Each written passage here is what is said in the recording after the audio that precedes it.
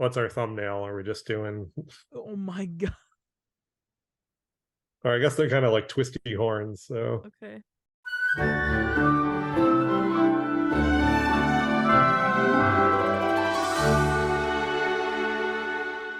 Welcome back to Everyday Movie Hour. My name is Jess and I'm watching Everyday Movie Hour. Today I'm going to talk about a found movie by I didn't find it, maxed it as per usual. oh, did And I? we're going to talk about the track of the African bongo. I did already do a video for it, but I did not really get to cover a lot, so we're going to cover some people here. But first, Max, I know you definitely mentioned wanting to talk about tracking this one down. Yeah. Okay. This could be half the video. Okay. So first of all, this was one of those movies where it was like, you'll never find it. It's lost to time. No one's ever seen it. No one has any pictures of it. It may not even exist. You know, all that stuff.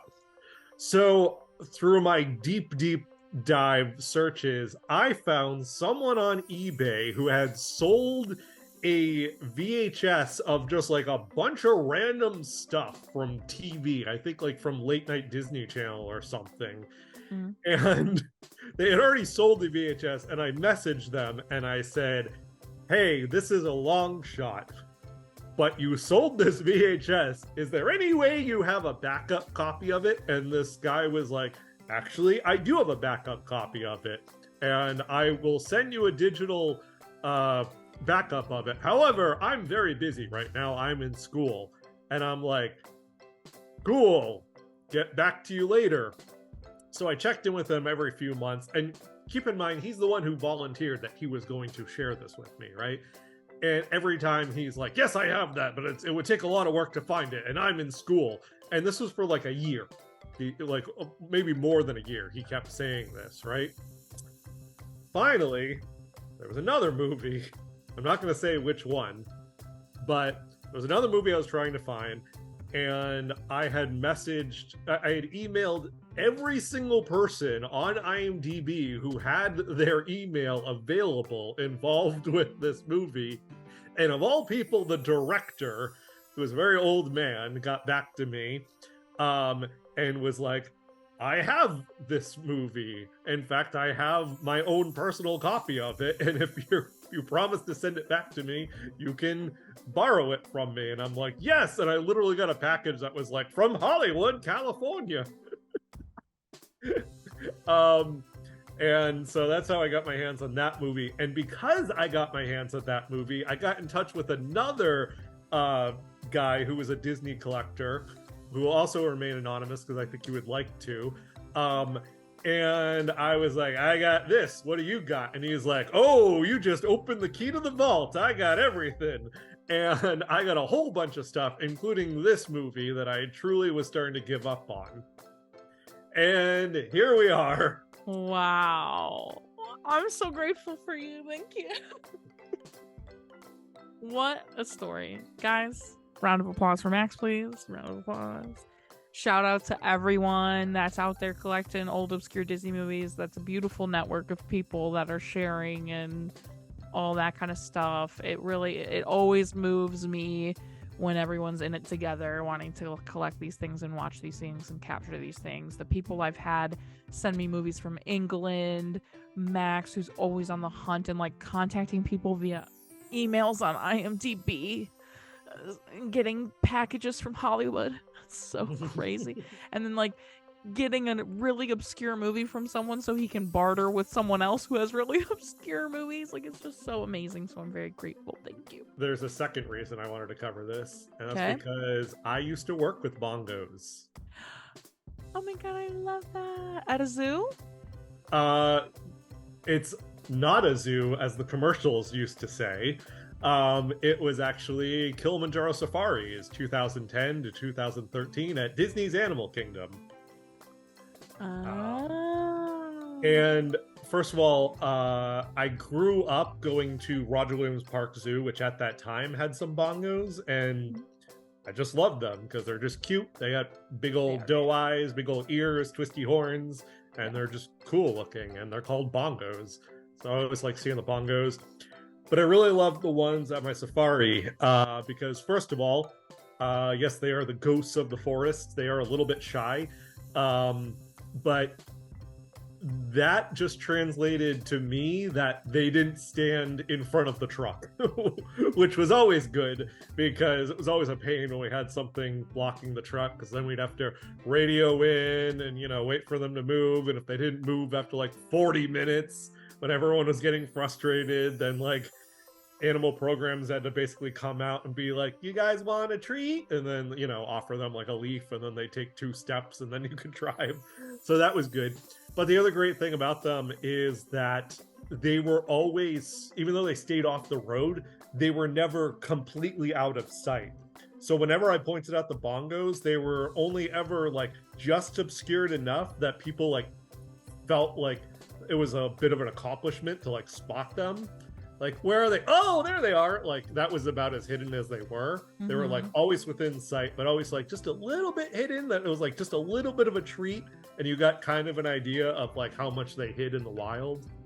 So I love bongos. They're just so cute and they seem so sweet. I never got to feed one. I did get to go back where they hang out, but they weren't there at the time. Basically, they're either in their barns or they're on show, which is like where the guests see them. And they were on show at the time, so I didn't get to say hi to them. But they seem cool. I've seen bongos at many zoos, especially San Diego's, both zoo and safari park. There were bongos, and they're just so cute. Yeah, and they seem really. At the safari park, when we came by the bongos, there was a person in their enclosure, like feeding them and doing like a whole little lesson. It was very cool. I was doing some fact checking of some of the statistics and some of the stuff that they mention in this movie. And unfortunately, as I was looking stuff up, a lot of the results were just people bragging about hunting and killing bongos and showing themselves with pictures of them, you know, with like, look at this beautiful, gentle animal that I killed. And that's messed up. That shouldn't still be happening. 100%. Yeah. 100% with you on that one. Yeah. So amazing. I'm so grateful to you for the hunt you did to not of a bongo, but yes, the movie. You're right. And then I love that you have also a history with bongos themselves. So I feel like it's such a beautiful thing happening right now that you're here today to talk about it.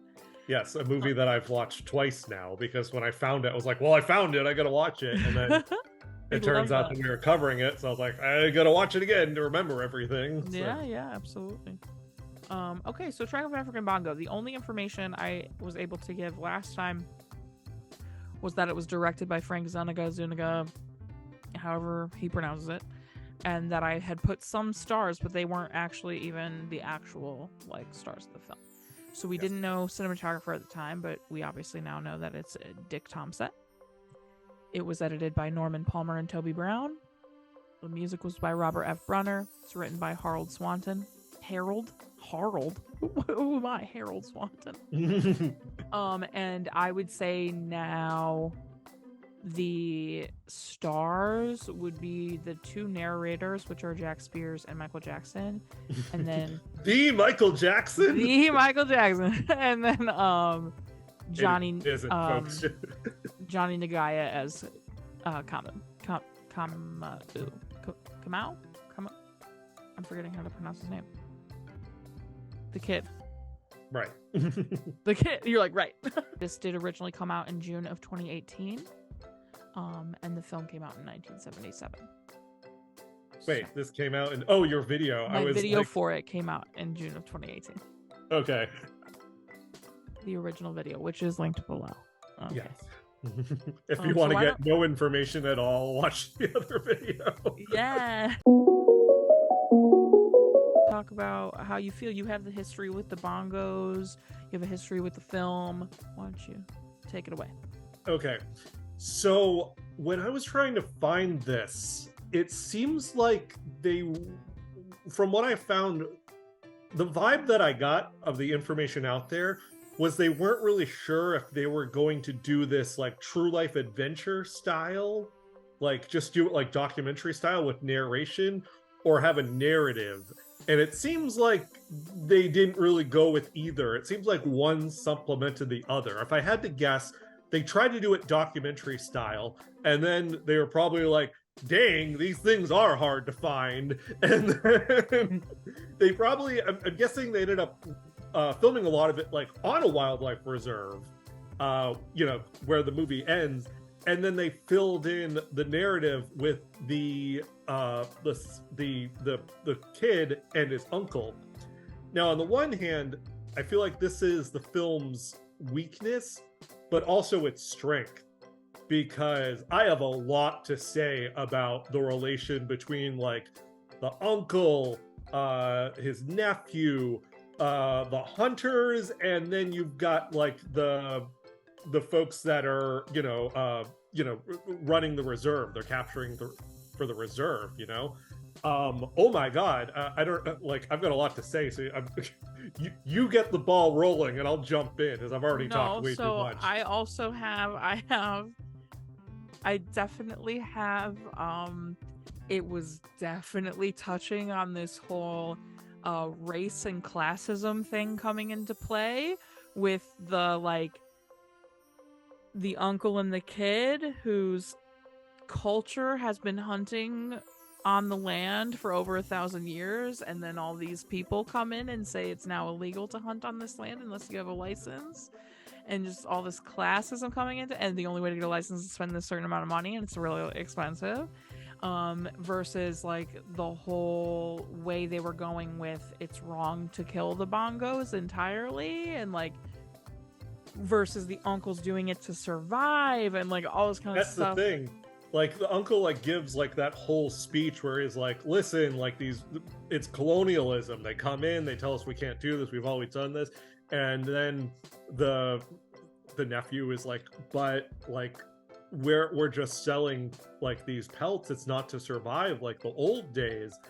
And like the uncle isn't like, you don't know anything. Like you kind of get the vibe the uncle is just like, yeah, but like we're also like we're working for shillings. Like we didn't invent the shilling. That's a British thing. Like we're in poverty, and like we're into this system like because of this. Like who do you think's buying these pelts and like exotic African animals? Like the whole system's been broken, and like we're just trying to survive here, and it's like it's so complex. It is so complex because you have the people who just want to hunt the bongo, and then you have them who are like, we have to hunt the bongo to get like sell the pelt to make money in order to literally live. Yeah. And then you have the people who are like, it's wrong to kill the bongo, we're trying to preserve their life. And you're like, this is so complicated, because the movie does totally lean it's wrong to kill the bongo. Like, don't kill the bongo. Totally. Well, they say right away that there's about 100 of them in the wild. That's the same estimate now. Now, those are the mountainous bongos. The ones that are like in the forest, like they're not really endangered now, thankfully. I don't know the whole history of them, like if they were that endangered, but it's the mountain ones that have been endangered. And like, yeah, the latest estimate is that there's about 140 in the wilds, in the mountains, and they say in the movie that there's about 100. So like, yeah, like it's still a problem. Like it's still an issue. Yeah. And I think this is I feel like it's rare for a true life adventure or just a narratively driven Disney movie to go this like big of a gray area.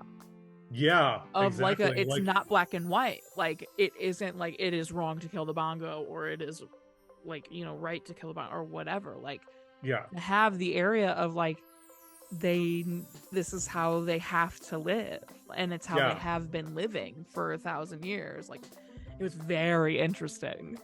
Yeah, like at first I was like, oh, the uncle's the bad guy, but then I was like, no, like the uncle's like he's forced into this, basically, you know, like sure, there's some ignorance of like, oh, like I don't think that like the bongos are going to go extinct, but how does he know? You know, like how does he know one way or the other? Like honestly, like with an animal that's seen that rarely, like can you blame him for being like extinct? Like we're gonna kill like one animal. What are you talking about?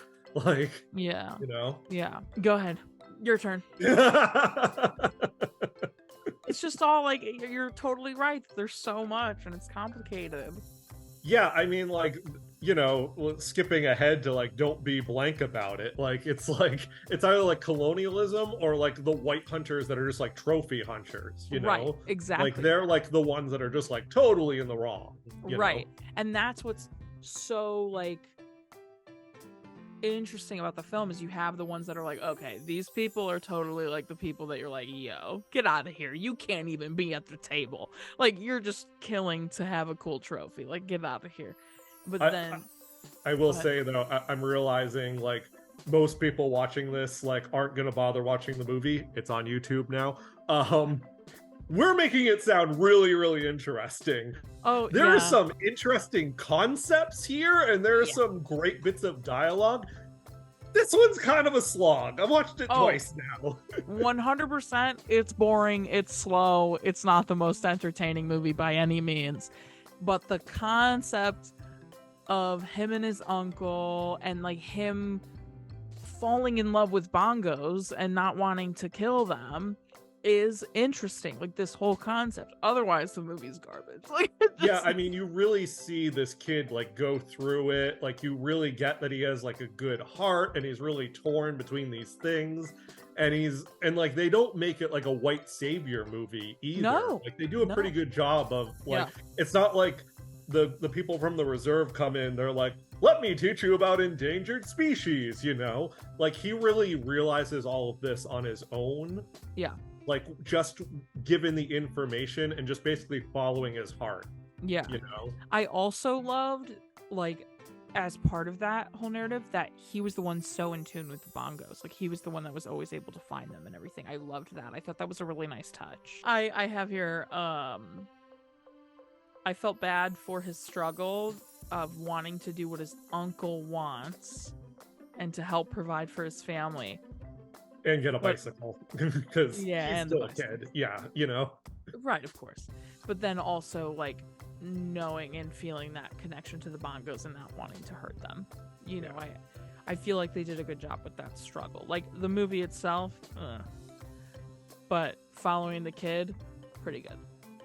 Yeah, I mean, I find with some of these, you know, nature movies, not quite the true life adventure ones, but you know, the ones that kind of have a narrative, like Charlie the Lonesome Cougar and whatnot. Yeah. It's clear they just like filmed it and then they like wedged a narrative in. And again, it feels like they started making nature documentary and they're like, we don't have much here.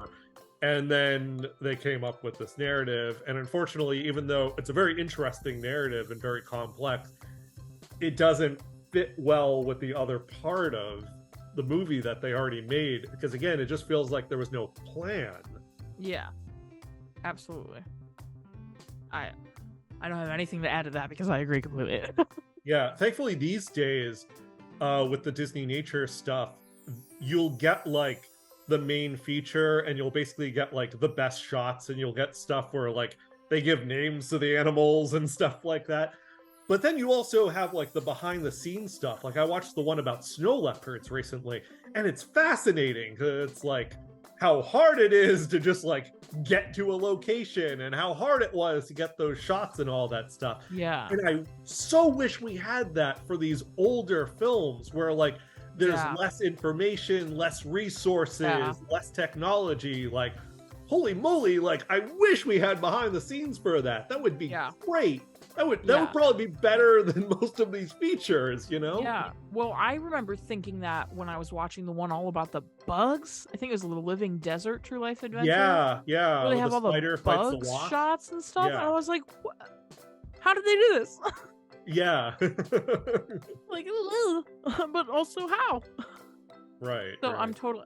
100%. I'm excited to get to the Disney nature stuff. I don't know what prompted this, but I wrote toxic masculinity in all caps. And I will say, like, everything else we've said about colonialism is like a big focus, but like, I guess toxic masculinity is present here because that's a big part of like hunting and whatnot. But yeah, I don't know. I don't think that's the biggest issue that's present here. Yeah, I also quoted. I wrote down this quote from the narrator because he says, "With enough study, even a ghost behavior can be predicted." I don't remember that line. I used to be a ghost tour guide. That's not a thing. That's funny. I feel like I've totally. I feel like we are in agreement about this movie. I feel like we're simpatico right here. Yeah, I did bump it up another half a star, which I guess would be a full Bongo. I'm guessing is going to be our rating for your system. I usually use letterbox system. I did bump it up from the last time because it just really struck me how complex the whole social structure, and narrative of this movie really is when it's present, and it's not just, footage from that nature documentary that apparently they couldn't complete and had to supplement with capturing a rhino. Yeah. I will say the end is very abrupt. Yeah. Oh, I did like that they said that they didn't want the rhino to hit the truck because the rhino would get injured. Because it's a pet peeve of mine when people make out rhinos to be like these awful aggressors that, like, oh, you got to watch out because a rhino will attack. Because like they don't. Like they're like bears, but like less aggressive. Like they're rhinos, so sweet. Like will just completely stay away from you in the wild. Yeah. Do you have anything else for African Bongo? Oh god, no! I've exhausted this, and I feel like I have also enough white guilt. God, that's an accurate feeling and vibe, isn't it? Yeah. Okay. Alrighty. So, what did you give it? Like I said, I bumped this up another half star, which is a full Bongo. So, again, it's going back between like some very interesting social and ecological things, and then the fact that it's just like haphazardly put together and a slog. So I'm giving it 5 bongos out of 10. Oh, very nice. Okay, I did give it 4 bongos out of 10. But I love that we're still close. We're still in the same zone, I'd say. So we did out of 10. Great. Everybody follow Max for the love of God. If you believe in some kind of God, follow him. He deserves it. He's done plenty of work for me out of the kindness of his heart because he's amazing. All the things. One more thing. They did use a word or a version of a word that we use at the safari. And I don't know if you caught it, but when saying goodbye, they said kwaheri, which is farewell, be well, to a singular person. But if you're saying it to a group, it's kwaheri. Interesting. Yeah. Oh, I love that. How cool. Thank you for teaching me things. Yeah. Everybody follow me, buy merch, join Patreon. Until next time. Kamil, subscribe, I'm in charge of the... Oh, this is the original number. The original number was 174. Oh, parent death toll? Do we know if his parents are dead? So, I don't know. They don't say or show anything about the kid. Technically, the Bongo we're following's parents died right at the beginning, but then I deemed we weren't following that Bongo enough for it to be a main character. So then I was like, okay, we're not counting that. So no parent death or cry count has changed. Until next time, comment, subscribe, and I'm not sure if you are, so you do. And don't be the actual poachers about it. The trophy hunters. Yeah.